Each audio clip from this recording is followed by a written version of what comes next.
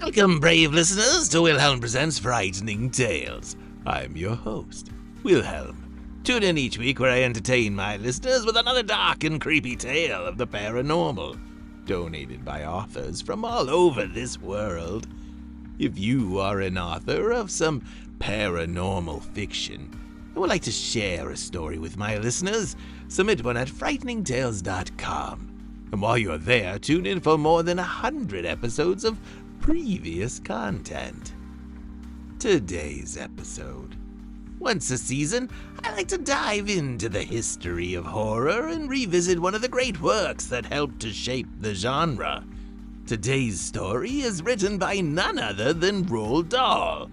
Despite being renowned for children's literature, Roald Dahl is a huge fan of horror and especially enjoys a good ghost story. In fact, he has a collection of horror stories available at your local bookstore. By the name Roald Dahl's Book of Ghost Stories, in case it wasn't easy enough. He has read more than 700 spooky tales and collected the best 14 of them into his book. Our tale today was first published in 1959, the 28th day of November, in a print piece called The New Yorker. So sit back and enjoy Roald Dahl's dark tale, The Landlady.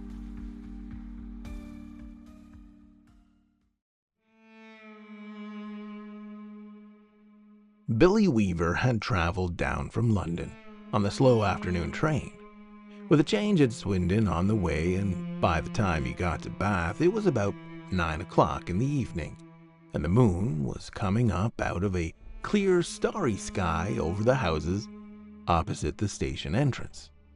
But the air was deadly cold, and the wind was like a flat blade of ice on his cheeks. "Excuse me," he said, "but is there a fairly cheap hotel not too far away from here?" "Try the Bell and Dragon," the porter answered, pointing down the road. "They might take you in. It's about a quarter of a mile along on the other side." Billy thanked him and picked up his suitcase and set out to walk the quarter mile to the Bell and Dragon. He had never been to Bath before. He didn't know anyone who lived there. But Mr. Greenslade at the head office in London had told him it was a splendid city. "Find your own lodgings," he had said, "and then go along and report to the branch manager as soon as you've got yourself settled." Billy was 17 years old. He was wearing a new navy blue overcoat, a new brown trilby hat, and a new brown suit, and he was feeling fine. He walked briskly down the street. He was trying to do everything briskly these days. Briskness, he had decided, was the one common characteristic of all successful businessmen. The big shots up at head office were absolutely fantastically brisk all the time. They were amazing. There were no shops on this wide street 40 that he was walking along, only a line of tall houses on each side, all of them identical. They had porches and pillars and 4 or 5 steps going up to their front doors, and it was obvious that once upon a time they had been very swanky residences. But now, even in the darkness, he could see that the paint was peeling from the woodwork on the doors and windows, and that the handsome white facades were cracked and blotchy from neglect. Suddenly, in a downstairs window that was brilliantly illuminated by a street lamp, not 6 yards away, Billy caught sight of a printed notice propped up against the glass in one of the upper panes. It said, "Bed and breakfast." There was a vase of yellow chrysanthemums, tall and beautiful, standing just underneath the notice. He stopped walking. He moved a bit closer. Green curtains, some sort of velvety material, were hanging down on either side of the window. The chrysanthemums looked wonderful beside them. He went right up and peered through the glass into the room. And the first thing he saw was a bright fire burning in the hearth. On the carpet in front of the fire, a pretty little dachshund was curled up asleep, with its nose tucked into its belly. The room itself, so far as he could see in the half-darkness, was filled with pleasant furniture. There was a baby grand piano, and a big sofa, and several plump armchairs, and in one corner he spotted a large parrot in a cage. Animals were usually a good sign in a place like this, Billy told himself. And all in all, it looked to him as though it would be a pretty decent house to stay in. Certainly it would be more comfortable than the Bell and Dragon. On the other hand, a pub would be more congenial than a boarding house. There would be beer and darts in the evening and lots of people to talk to, and it would probably be a good bit cheaper, too. He had stayed a couple nights in a pub once before, and he had liked it. He had never stayed in any boarding houses, and to be perfectly honest, he was a tiny bit frightened of them. The name itself conjured up images of watery cabbage, rapacious landladies, and a powerful smell of kippers in the living room. After dithering about like this in the cold for 2 or 3 minutes, Billy decided that he would walk on and take a look at the Bell and Dragon before making up his mind. He turned to go, and now a queer thing happened to him. He was in the act of stepping back and turning away from the window when all at once his eyes were caught and held in the most peculiar manner by the small notice that was there. Bed and breakfast, it said. Bed and breakfast, bed and breakfast, bed and breakfast. Each word was like a large black eye staring at him through the glass, holding him, compelling him, forcing him to stay where he was and not walk away from that house. And the next thing he knew, he was actually moving across from the window to the front door, climbing the steps that led up to it, and reaching for the bell. He pressed the bell. Far away in the back room he heard it ringing, and then at once, it must have been at once because he hadn't even had time to take his finger from the bell button, the door swung open and a woman was standing there. Normally you ring the bell and you have at least a half-minute's wait before the door opens, but this dame was like a jack-in-the-box. He pressed the bell and out she popped. It made him jump. She was about 45 or 50 years old, and the moment she saw him, she gave him a warm, welcoming smile. "Please come in," she said pleasantly. She stepped aside, holding the door wide open, and Billy found himself automatically starting forward into the house. The compulsion, or more accurately, the desire to follow after her into that house, was extraordinarily strong.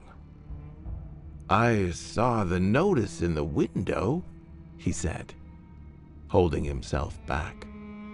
"Yes, I know. I was wondering about a room." "It's all ready for you, my dear," she said. She had a round pink face and very gentle blue eyes. "I was on my way to the Bell and Dragon," Billy told her. "But the notice in your window just happened to catch my eye." "My dear boy," she said. "Why don't you come in out of the cold?" "How much do you charge?" 5 and 6 pence a night, including breakfast. It was fantastically cheap. It was less than half of what he'd been willing to pay. "If that's too much," she added, "then perhaps I can reduce it just a tiny bit. Do you desire an egg for breakfast? Eggs are expensive at the moment. It would be 6 pence less without the egg." 5 and 6 pence is fine," he answered. "I should like very much to stay here." "I knew you would. Do come in." She seemed terribly nice. She looked exactly like the mother of one's best school friend, welcoming one into the house to stay for the Christmas holidays. Billy took off his hat and stepped over the threshold. "Just hang it there," she said, "and let me help you with your coat." There was no other hats or coats in the hall. There were no umbrellas, no walking sticks, nothing. "We have it all to ourselves," she said, smiling at him over her shoulder as she led the way upstairs. "You see, it isn't very often I have the pleasure of taking a visitor into my little nest." "The old girl is slightly dotty," Billy told himself. "But at 5 and 6 pence a night, who gives a damn about that? I should have thought you'd be simply swamped with applicants," he said politely. "Oh, I am, my dear, I am. Of course I am. But the trouble is that I'm inclined to be just a teeny weeny bit choosy and particular, if you see what I mean." "Ah, yes. But I'm always ready. Everything is always ready, day and night in this house, just on the off chance that an acceptable young gentleman will come along. And it is such a pleasure, my dear, such a very great pleasure, when now and again I open the door and I see someone standing there who is just exactly right." She was halfway up the stairs, and she paused with one hand on the stair rail, turning her head and smiling down at him with pale lips. "Like you," she added, and her blue eyes traveled slowly all the way down the length of Billy's body, to his feet and then up again. "On the first floor landing," she said to him, "this floor is mine." They climbed up the second flight. "And this one is all yours," she said. "Here's your room. I do hope you'll like it." She took him into a small but charming front bedroom, switching on the light as she went in. "The morning sun comes right in the window, Mr. Perkins. It is Mr. Perkins, isn't it?" "No," he said. "It's Weaver." "Mr. Weaver. How nice. I've put a water bottle between the sheets to air them out, Mr. Weaver. It's such a comfort to have a hot water bottle in a strange bed with clean sheets. Don't you agree? And you may light the fire at any time if you feel chilly." "Thank you," Billy said. "Thank you ever so much." He noticed that the bedspread had been taken off the bed, and that the bedclothes had been neatly turned back on one side, all ready for someone to get in. "I'm so glad you appeared," she said, looking earnestly into his face. "I was beginning to get worried." "That's all right," Billy answered brightly. "You mustn't worry about me." He put his suitcase on the chair and started to open it. "And what about supper, my dear? Did you manage to get anything to eat before you came here?" "I'm not a bit hungry, thank you," he said. "I think I'll just go to bed as soon as possible because tomorrow I've got to get up rather early and report to the office." "Very well then. I'll leave you now so you can unpack. But before you go to bed, would you be kind enough to pop into the sitting room on the ground floor and sign the book? Everyone has to do that because it's the law of the land, and we don't want to go breaking any laws at this stage in the proceedings, do we?" She gave him a little wave of the hand and quickly out of the room and closed the door. Now, the fact that this landlady appeared to be slightly off her rocker didn't worry Billy in the least. After all, she was not only harmless, there was no question about that, but she was also quite obviously a kind and generous soul. I guessed that she'd had probably lost a son in the war, or something like that, and had just never got over it. So, a few minutes later, after unpacking his suitcase and washing his hands, he trotted downstairs to the ground floor and entered the living room. His landlady wasn't there, but the fire was glowing in the hearth, and the little dachshund was still sleeping in front of it. The room was wonderfully warm and cozy. "I'm a lucky fellow," he thought, rubbing his hands. "This is a bit of all right." He found the guest book lying open on the piano, so he took out his pen and wrote down his name and address. There were only 2 other entries above his on the page, and as one always does with guest books, he started to read them. One was a Christopher Mulholland from Cardiff. The other was Gregory W. Temple from Bristol. That's funny, he thought suddenly. Christopher Mulholland. It rings a bell. Now, where on earth had he heard that rather unusual name before? Was he a boy at school? No. Was it one of his sister's numerous young men, perhaps, or 280, a friend of his father's? No, wasn't any of those. He glanced down again at the book. Christopher Mulholland, 231 Cathedral Road, Cardiff. Gregory W. Temple, 27 Sycamore Drive, Bristol. As a matter of fact, now he came to think of it, he wasn't at all sure that the second name didn't have almost as much of a familiar ring about it as the first. Gregory Temple, he said aloud, searching his memory. Christopher Mulholland. Such charming boys, a voice behind him answered, and he turned and saw his landlady sailing into the room with a large silver tea tray in her hands.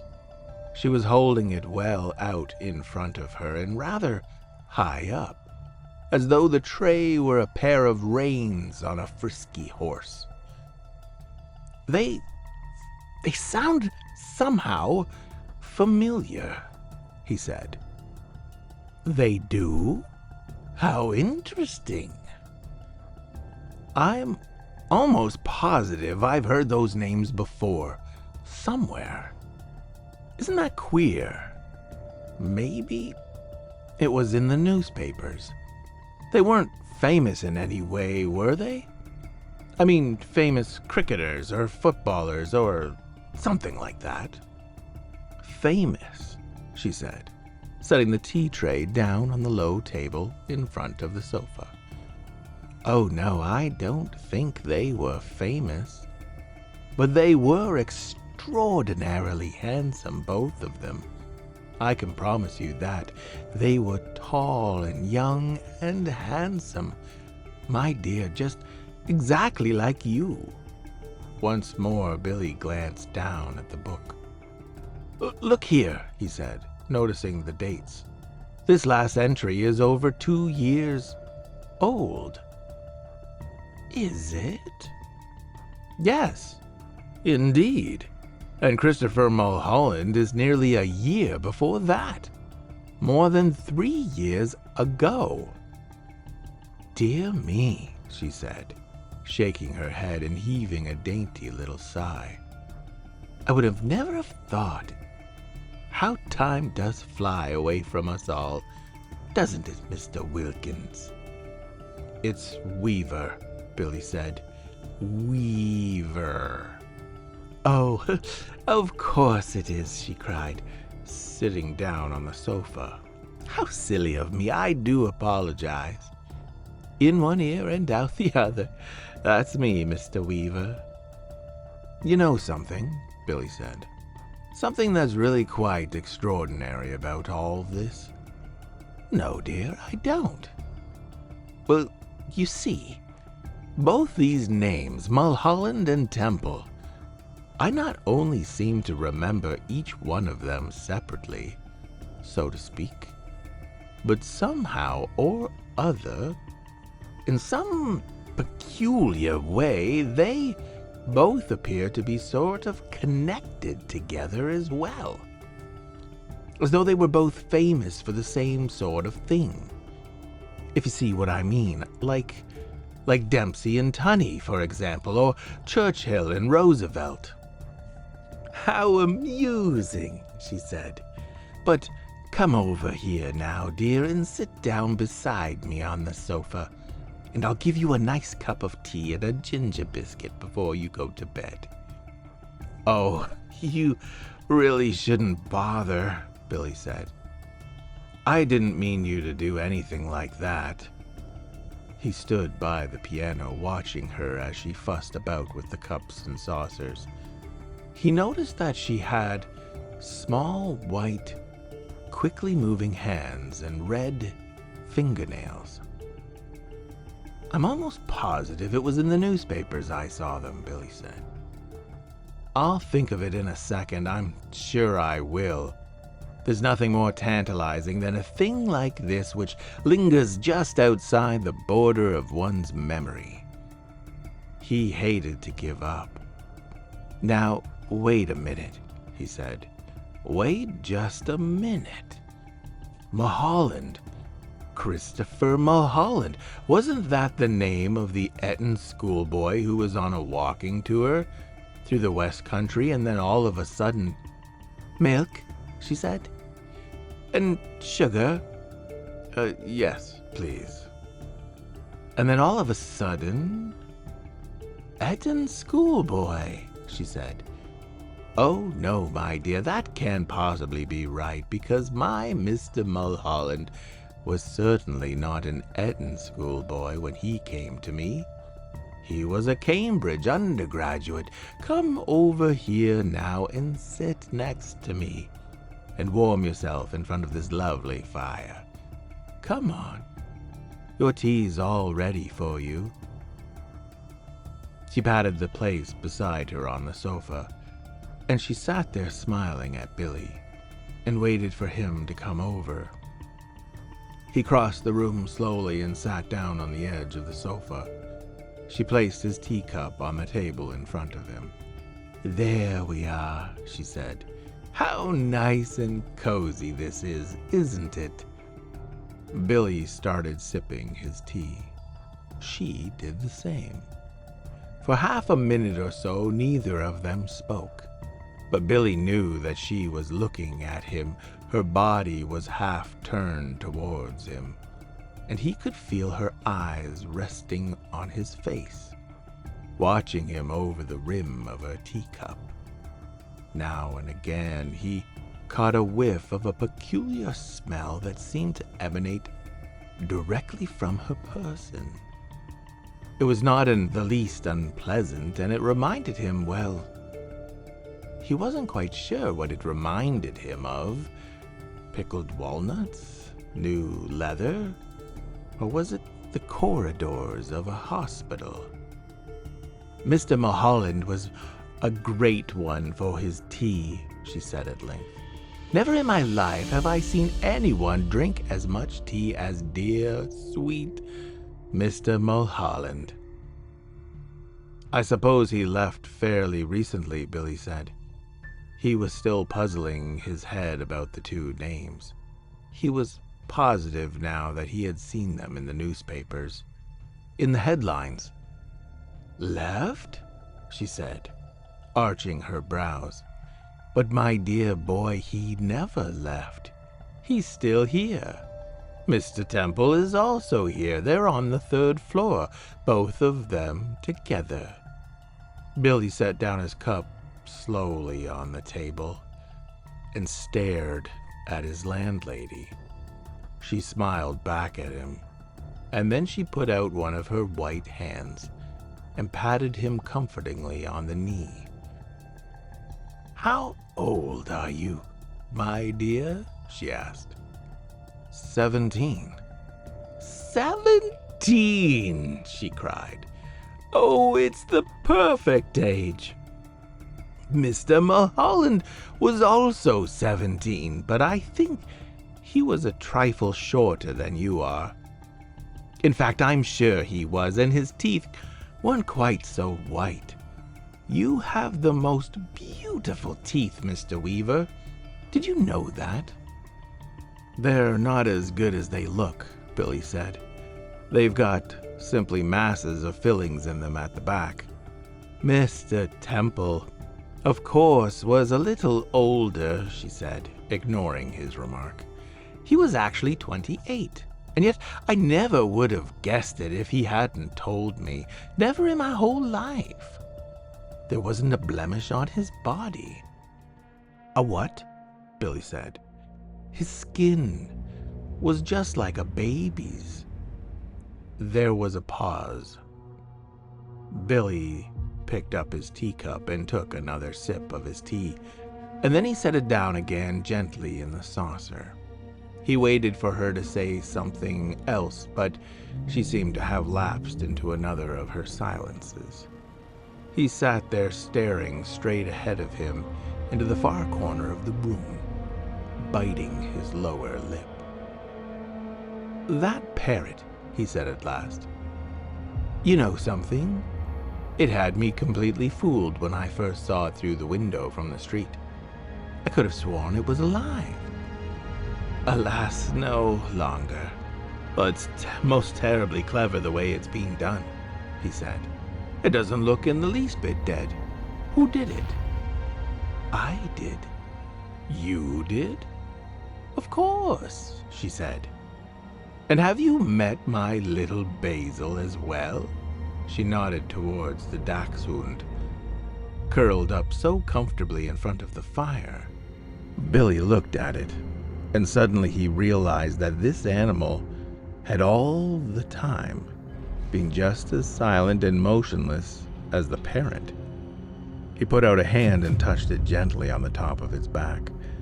The back was hard and cold, and when he pushed the hair to one side of his fingers, he could see the skin underneath, grayish, black and dry, and perfectly preserved. Good gracious me, he said. How absolutely fascinating. He turned away from the dog and stared with deep admiration at the little woman beside him on the sofa. It must be most awfully difficult to do a thing like that. Not in the least, she said. I stuff all my little pets myself when they pass away. Will you have another cup of tea? No, thank you, Billy said. The tea tasted faintly of bitter almonds, and he didn't much care for it. You did sign the book, didn't you? Oh, yes.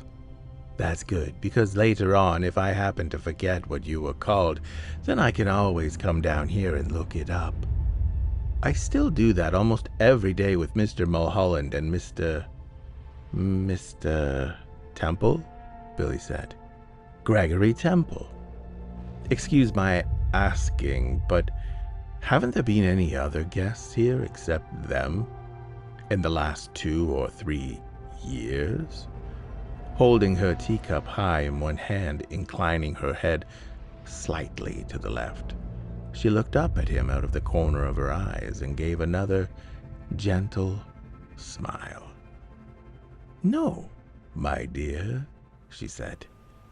Only you.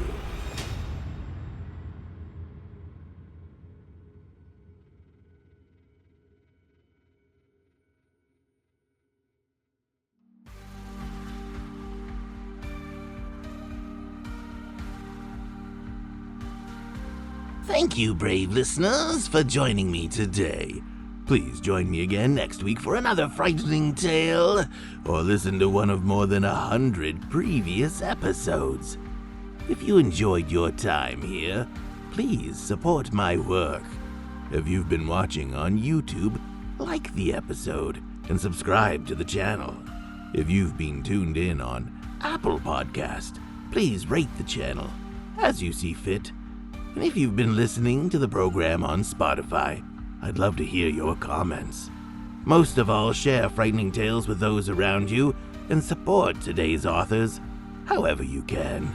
Until next time, when I share with you another frightening tale, listen if you're brave enough.